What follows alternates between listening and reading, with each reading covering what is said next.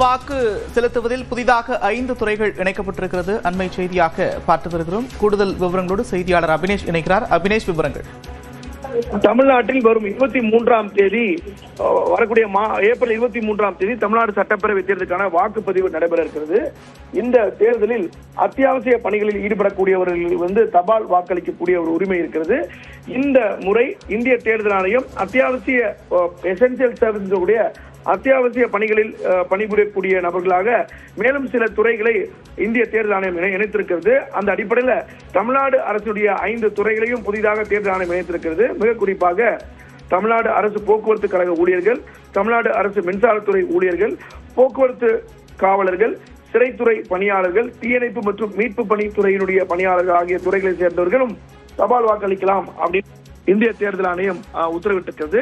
இதன் மூலமாக தேர்தல் நாளுக்கு முன்னதாகவே அந்தந்த தேர்தல் நடத்தும் அலுவலராக இருக்கக்கூடிய ஆர்ஓவிடம் சென்று அந்த உரிய தபால் வாக்குகளை பெற்று அவர்கள் விண்ணப்பிக்கலாம். தேர்தல் பணி நாளன்று அவர்கள் பணியில் இருக்கக்கூடிய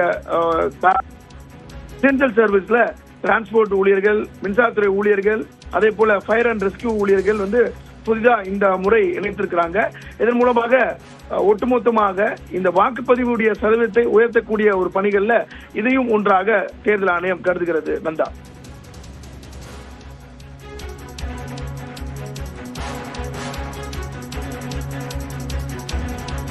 நன்றி அபினேஷ் விவரங்களுக்கு.